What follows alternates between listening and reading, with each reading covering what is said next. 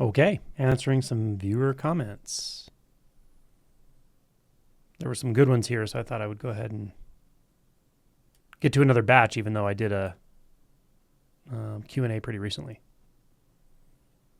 Let's see here. Starting with the first question, this is from Pierce. Hi, Angelo. In the first segment on strong emotional responses and your advice around having direct feeling, direct experience without thought, without avoidance, without getting enmeshed. It's a good approach for me, and I used to think that everyone could benefit from this level of acceptance, non-resistance to the emotion. However, another non-duality teacher I know, Tom Doss, funnily enough, also a medical doctor, has a keen interest in mental health. He said that for highly traumatized people, this won't necessarily work, and that they may need to do something else because those intense emotions can trigger them into reliving their trauma.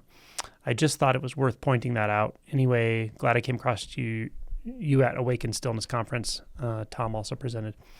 So I won't get all into trauma and so forth. It's a whole very deep subject and so forth. But what I really want to say about this is that for some people, and really for anyone, but it's going to really depend on how much shadow work you've done, how clear you are, what direct insights have dawned.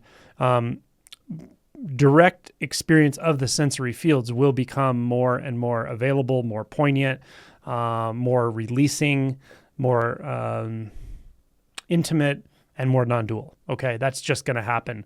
How rapidly that happens for a given individual varies tremendously, and it's going to depend on insights for sure. It's going to depend on shifts in experience that we call shifts in identity, Kensho, and beyond. So that's a big part of it. Also, the amount of, say, trauma or the amount of shadow work that needs to be done is going to affect many things. But I want to point out that in my experience, it's not necessarily just trauma that makes it difficult to go directly into the sense fields. It's also mind identification. But one of the things mind identification does is it mitigates the effect of trauma. It buries trauma, right? But it also buries the fundamental trauma of being human, because being an apparent human, an apparent separate individual, what I will tell you is when people get into deeper stages of realization, regardless of the amount of trauma they've had, they will come up against some very challenging, very dark, very often unexpected, deep fixations, existential terror, hatred, very, very intense energies, very dark energies. And this happens with people who haven't had nearly as much trauma.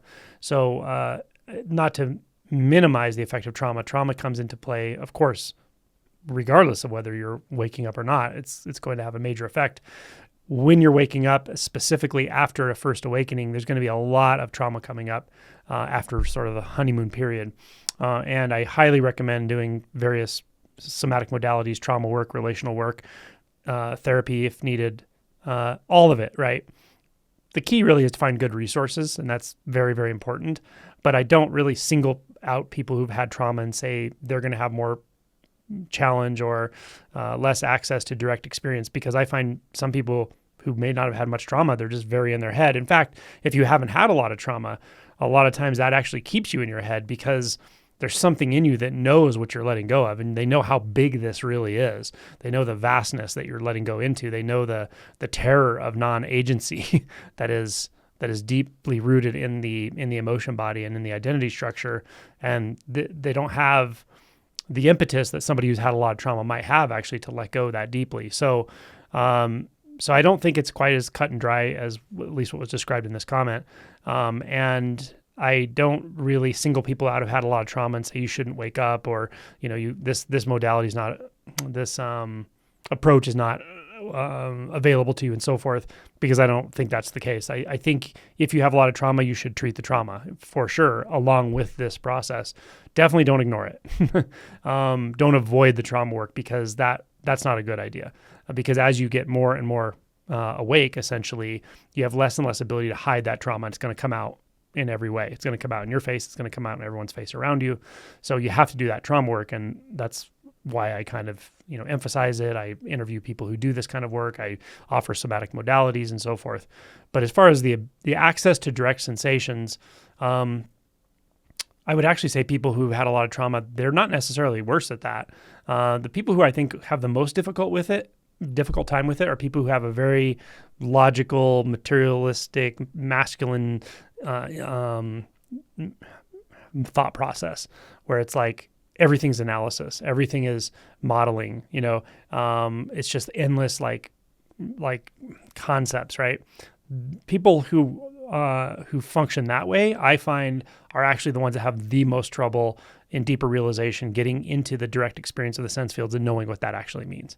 So that's just my opinion. But I think the point about taking trauma seriously in this process is probably the crux of this conversation. And it is important, of course.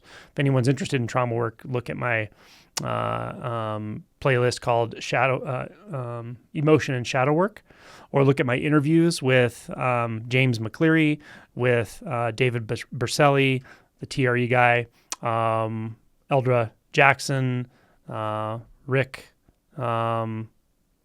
Meisner. And I have other interviews, but these are the kind of resources I would recommend for somebody who's had a lot of trauma and wants to really start doing that work. With Chelsea as well, Chelsea Muth, she does really good trauma work, and she has a channel that you can take a look at as well. So yeah, that's all I got to say about that for the moment. Thanks for the comment. Let's see. This comes from Barry. What is the name of the Bernadette Roberts book? What video is this from? Self and No Self. It's an older video. I haven't mentioned that book in a while. So it's almost certainly the book called The Experience of No Self. This one's from Van Leen. It's so funny to be aware of sensations instead of being involved. Yeah, I like that. Being aware instead of being involved, right?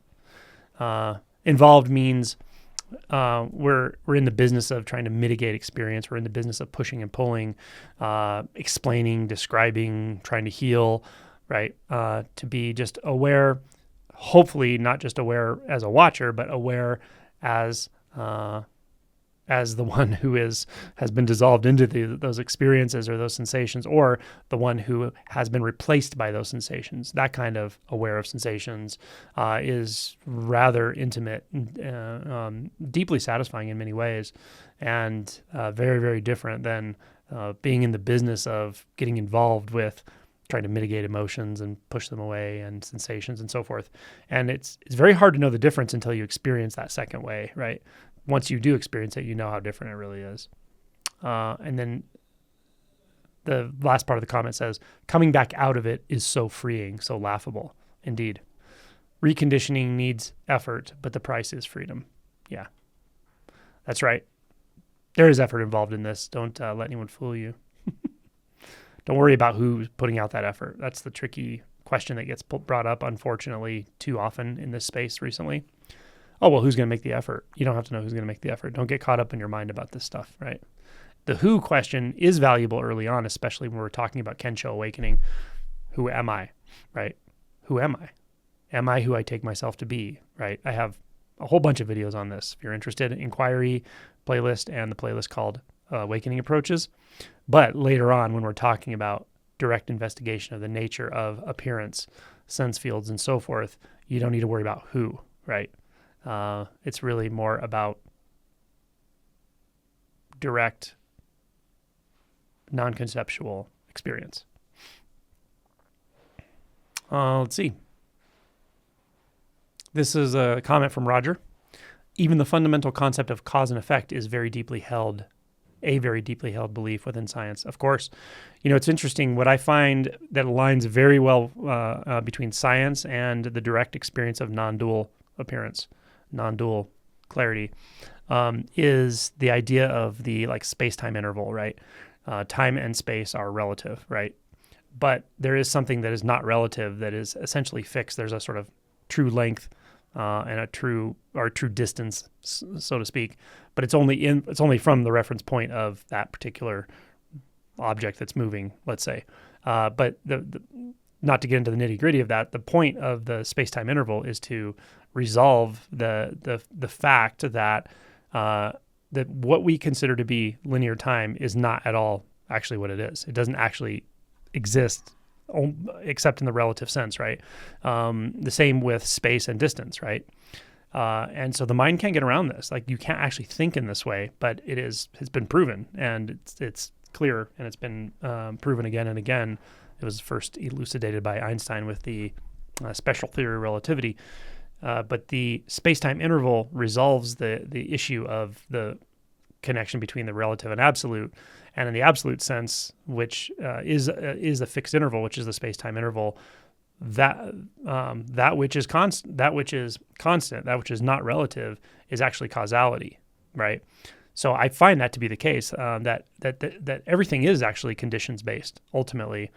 But the hard thing about this is you really can't think about that in the usual ways we think. Maybe you can mathematically if you're a mathematician and a physicist, but you can't actually think about it in the way we usually think in terms of causality without imagining time in the way we think about it, which is an illusion, right? How do you think about causality unless you think of one object interacting with another object and causing something to happen in time? Try to imagine causality without that. You can't do it. It's not possible, right? The other part of it that's very difficult is, and that's the illusion of time, the illusion of space, right? Try to imagine causality without duality. Well, what's causing what if there's not two things, right? So that's the whole distance and space being an illusion thing makes it impossible to think about causality without fixed space and fixed time and separate objects. So you can't actually think about it, and yet causality is just completely obvious, and science supports that. So there are definite correlations that jive very, very well between the direct experience of non-duality and science, but doesn't matter. You don't need to know any of that shit. Everything I just said, you don't need to know any of it. Doesn't matter at all. But it is interesting that causality turns out to be really at the heart of apparent phenomenon, and it's both scientifically validated and described very clearly in the suttas and in many koans that specifically address causality and the risk of denying causality because one has realized the absolute, right? The interpenetration of relative and absolute becomes very critical in deeper realization. It's very important because you can get fixated in either one, and either one is still a fixation. So, good comment though.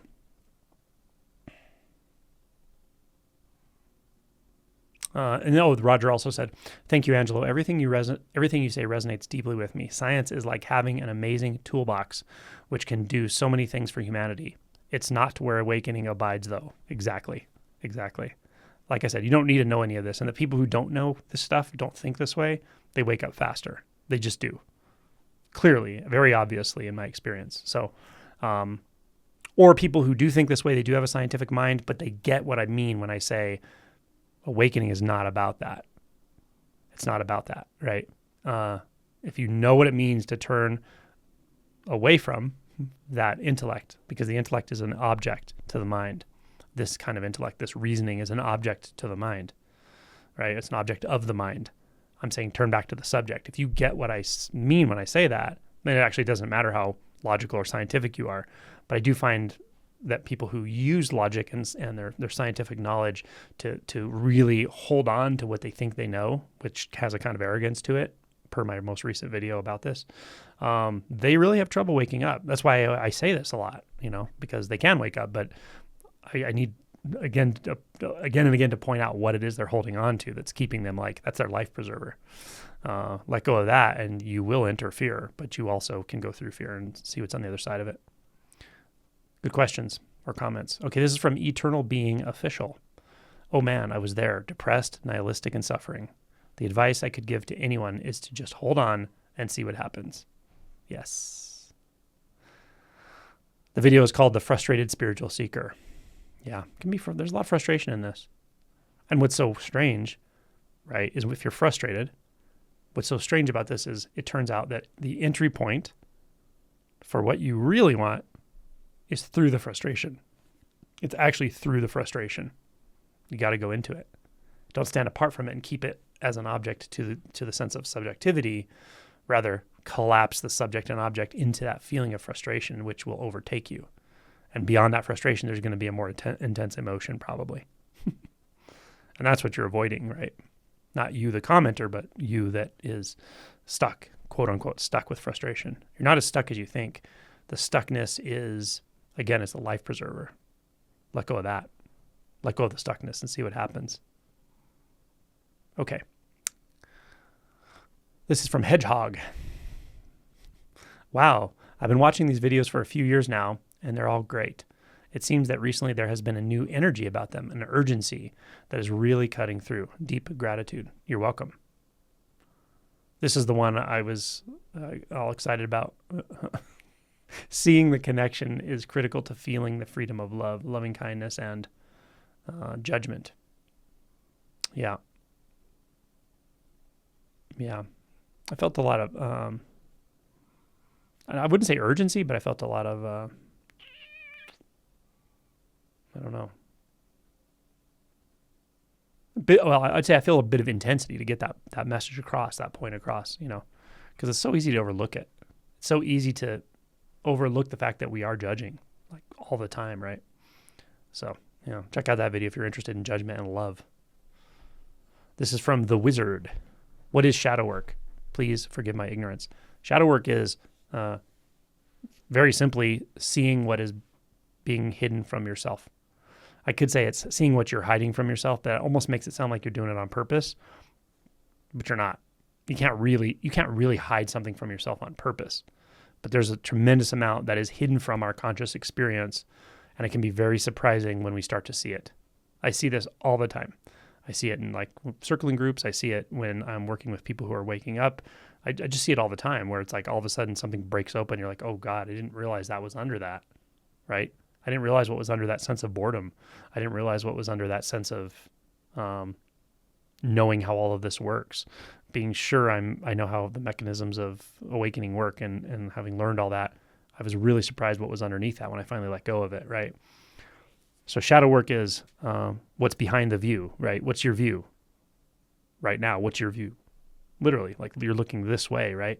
Can you see what's behind you? If you turn your head this way, now you're seeing this, but can you see what's behind you? You say, well, there's something over here behind me and I can turn around and look at it. That's fine. Sure. You can change your view to various degrees. But what is it that the view is actually built to avoid seeing, right? Such that no matter what you look at, there is still something hidden, like the back of your head. This is just an analogy, but it's very much like that. So it's kind of like, another way of saying this is, what did you construct your whole identity to avoid seeing and feeling and recognizing? That's really what the shadow is all about. In practical terms, the shadow is what you're going to confront after awakening in a very big way. You're probably confronting it before awakening as well, but you'll really know what shadow is after awakening, after a first awakening, after the honeymoon period, where you feel enlightened for a little while. Cool.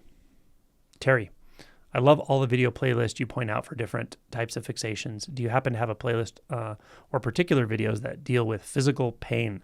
I don't have a specific playlist just for physical pain, but the playlist that's going to be the most helpful for sure, and there's major crossovers all through, is emotion and shadow work.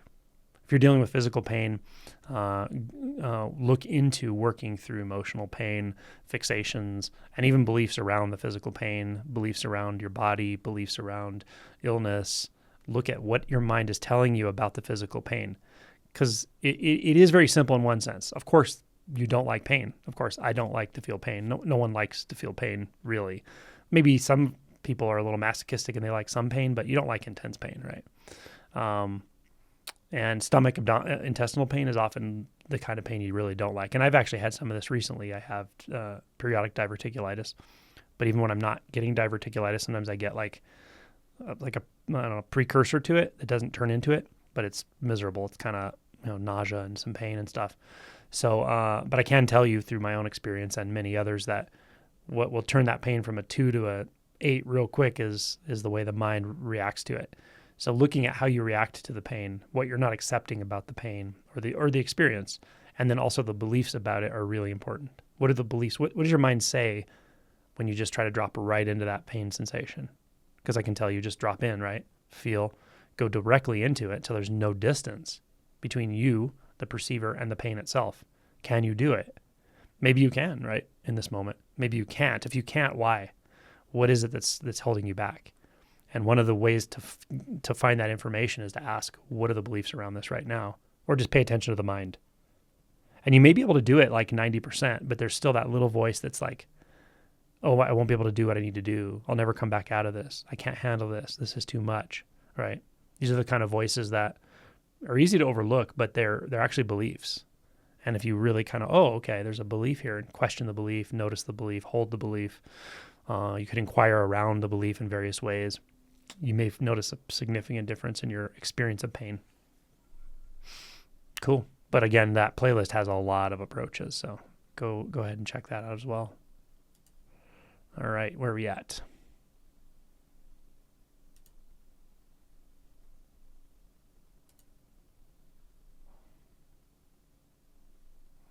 This one's from Craig.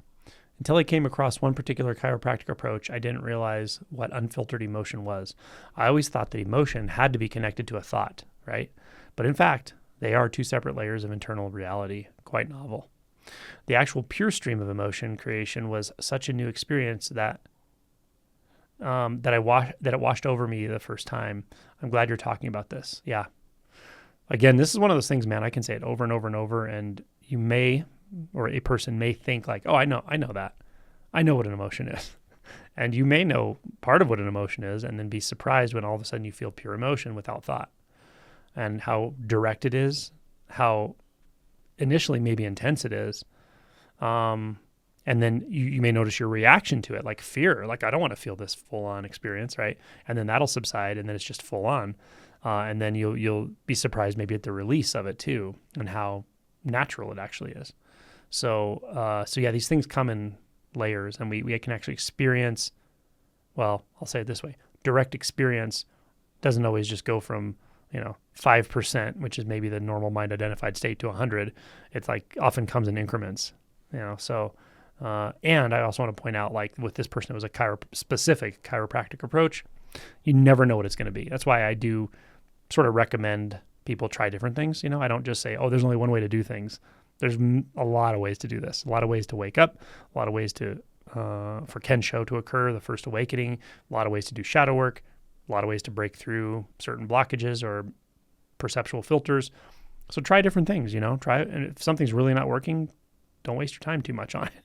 Try something else and see, if it is working, and it's just uncomfortable, or it's working, you're seeing progress, you're seeing change, you're seeing transformation, but it's an uncomfortable process. That doesn't mean it's not working. That may mean it's working really well. But, if you just feel like really stuck with a certain modality, if you've had the same therapist for 10 years and nothing's changed, like try something different, right? And you never know, you might come across a chiropractic approach.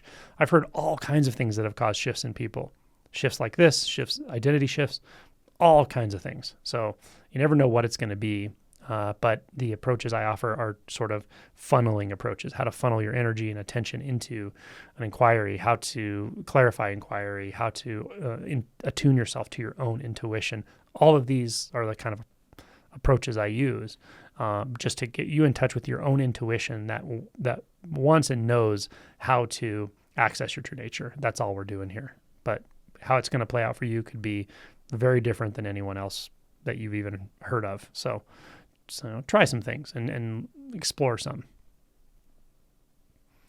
This is from Alfred. Your words are a gift from and to the universe. Happy holiday to all, and all that is and all that is not. That's sweet. It's from Mel. This is where I'm at. No matter how deep I go, the mind just won't stop reifying it. I have no idea how to stop. There is only what is. Even this thought is only what is. Just an appearance. This is mere mind appearing to no one, blah, blah, blah. When you say blah, blah, blah, is that your experience, or you have quotes on there? So are you saying that's what other people say? It's really important with this to clarify the difference between what your actual experience is and what you think other people say your experience is, what other teachers say. Are you pasting these lines onto your experience, or backing out of your own direct experience into your own mind with these lines? Like, even, thought this is only what is, there's just an appearance. Like, are those your words or my words? Are they, And it doesn't matter if you use words I use words other people use. My point is, what is your direct experience right now? That's all that matters. And if once you see that this direct experience is all that matters, then all of the concern around this literally drops, right? You're like, how, it just won't stop. What stop? Nothing needs to stop, right? But if there's an idea that something needs to stop, it may actually be causally, it's a concept that something's going to stop, right? That may be causally related to your own ideas about spirituality. Again, this is one of those things probably the number one thing I do know I have to say over and over and over, because sometimes people hear it for a few years and then it finally hits. This is just not about concepts. It's not about spiritual concepts. It's not about just this. It's not about only what is. It's not about any of that shit. Those are ways that other people use to try to point out, hopefully. There is side effects to that, because sometimes people hear those and then they use them as this kind of strange spiritual jargon to like try to one up their spiritual friends or something. Like, it happens all the time. So even the words, if they're initially spoken with clarity and authenticity and with the intent to help you see something different, to orient to your true nature, the same words can be used in the wrong way for sure, to actually do the opposite. So don't do that to yourself, right? Don't get lost in your own spiritual concepts about this, no matter how pithy they are, or how non-dualistic they are. You don't need concepts. There's no concepts to this. This is non-conceptual. It's just experience, pure experience. And in pure experience, when the clarity and attunement to that gets poignant enough, you won't care about descriptions at all. You won't feel like something's missing. You won't feel like something needs to stop. You'll know that all of that is just a bunch of mind stuff. Totally, right? Okay. So I'm going to go a little bit farther down in your comment here. I see it plain as day, and the mind just won't stop. Okay, the mind does not have to stop. It doesn't have to stop. What's one of the fixations here is you believe the mind has to stop. Like, why? Why does the mind have to stop? Ask yourself.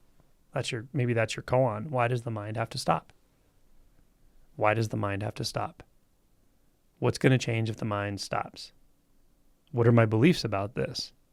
Do you think your mind is actually creating a reality that doesn't exist? Illusion is illusion. Thoughts, in a sense, are illusion if you believe them. When you see that they're an illusion, they don't have to stop. Right? When you see that Santa Claus doesn't exist, you don't have to stop telling your kids that Santa Claus exists. Like, you don't have to stop participating in the fantasy in a way, right? This is just an analogy, but you can still play Santa or whatever, but you're never going to believe it exists again, right? So you're also never going to be like going to sleep at night going, oh my God, I hope I was good enough this year. Like, you don't buy into it anymore, right? Same thing with thoughts. They don't have to stop. Your mind doesn't have to stop. And it probably never will. It won't totally. Right? Okay. And then the next comment you said, but it's this knowing that keeps it active. It can be so frustrating. That's right. You've heard me say this, the frustration you feel, it's almost like the storyline is like, I want to get over this frustration by letting this go. But the underlying truth is you actually don't want to let go of that frustration because you're afraid to let go because you're afraid of what's underneath it, right? The knowing isn't keeping it active. The knowing of what you think you know about this is the life preserver. For instance, if you think you know that the mind has to stop, that's just a life preserver. If you're ready to let go of that preserver and drop into the depths of the ocean, then just listen to me when I say the mind doesn't have to stop. What are you going to think about now? What is there to think about when you realize the mind doesn't have to fucking stop? Doesn't matter. Thoughts appear. Sounds appear. Sensations appear. What else is there, right? What else needs to happen? What else is going to go on here? So there you go. And then the last line, I know it is that. I know it, and that is the problem. That is the barrier. There's no problem. There's no barrier. These are illusions. These are your mind talking. Truly. I'm kind of pushing you a little bit because I can tell you're distressed by the all caps and the big comment, but why do you believe these thoughts? You're believing the thoughts that say there needs to be less thoughts. Again, it's not the presence or absence of thoughts. It's that you're believing one of them, specifically the one that says the mind has to stop or whatever you think you know here. If you think you know something for sure that you can write out like this, that you can put into a comment, that's a thought. And it's not you that knows that. There's no you that knows that, right? But I don't want to give you that because I don't want you to take what I just said and turn it into another thought. You have to see a thought as just a thought. It doesn't have anything to do with you. There's no need to get behind it, believe it, etc. So what thought are you believing? That's the game, right?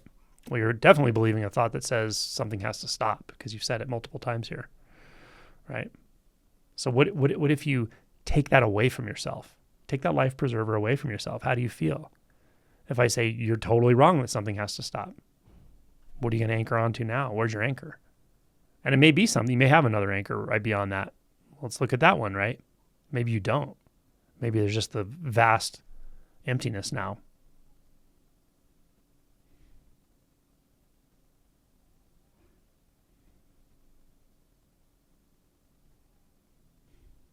The vast emptiness. Okay, this one's from Jacob. After putting my concentration on mu for a while, then I asked myself, what is completely obvious right now? And just, wow. Nice. I like it. Keep at it. Someone asked, physician or physicist? About me, I guess. Yeah. They said, are you a doctor? Because if so, that's unexpected. Much love from Poland. Kogan's from Poland. I'm a physician. Yeah. This is from Nikesh? Oh, Nikesh Gupta. Angelo, I have a question about mind identification. If I do a science experiment which shows me the same result as predicted by others, and therefore I'm convinced that the story that science tells me is about reality, me about reality is true, though it's many levels from QFT to chemistry to biology, etc., are you saying that these are all a bunch of thoughts, which essentially they are? Yes, they are. Good. Excellent. And they should be dismissed as a story. Well, if you want to wake up, you should definitely dismiss all that as thought. You don't have to dismiss it as a story. You don't have to turn it into something else. Just see that those are thoughts. So like right now, if you're listening to me answering your comment right now, all the thoughts about science and all that shit, right? Those are thoughts. Do you see that? Right? Physics is a thought, right? Because where's physics? Like, where's this, right? This is this, right? Where's physics? Where do you see that? It's in your head, right? It's a thought. So physics is a thought. Synapses are thoughts. All that shit is thoughts right now, yeah? And we only have right now. We don't have the future, right? If you think we have the future, show me the future right now. Find it in your experience. You can see this. Show me the future. Right? No, there's no future. Show me the past. There's no past. So if we don't look at thoughts, what are you actually looking at? What are you actually experiencing? Go there. Go there. That's it. And then stay there and see what happens. And notice the thoughts that pop up. And notice then how you want to grab those thoughts. You want to feel like they're you. You want to feel like that thought is me, and I need to think about it some more. And if I tell you that's another thought, because it is, let it go. Now what? What happens when you let that next thought go? How do you feel? Does the body get hot? Nervous, anxious? Emotions come, fear? Anything can happen. Just let those experiences come and go. Just like letting this come and go, move across the screen, and letting sounds do what they do. Let sensations move as they move. And again, is there a thought right now? Is there something in the mind saying, I agree, I don't agree? Even if you agree, is it you that agrees, or is there a thought that says, I agree? So now we let that thought go. Now what remains? That's how this works. Very simple. Good question. Okay. All right. Someone says, if you love yourself, this is Stefan. If you love yourself, you also love everybody like yourself. If you truly love yourself, you love everybody like yourself. True. Because to really, really fully embrace love it's a non-dualistic experience. There is no separation. So the love is, there's no me and you to love. There's no you separate from me, or I love this person more than that person, or a wall less than a person, or a dog more than a person. These are thoughts. Love just is. It's the experience of, in a sense, the experience of being alive, or the experience of aliveness. Nice. Oh, and this is a quote from Meister Eckhart. The second part of it is, as long as you love one person less than yourself, you have not really learned to love yourself. That's awesome. That Meister Eckhart, he's a sharp guy. Okay. Thank you all. Oh, one more. It's good because I like the username. K loves you. It says, oh my God, I knew I was onto something as I'm becoming more and more aware of my body. By the way, you should give the title of the full video in the description. This one's called The Journey from Mind to Body. I think that is the title of the video, actually.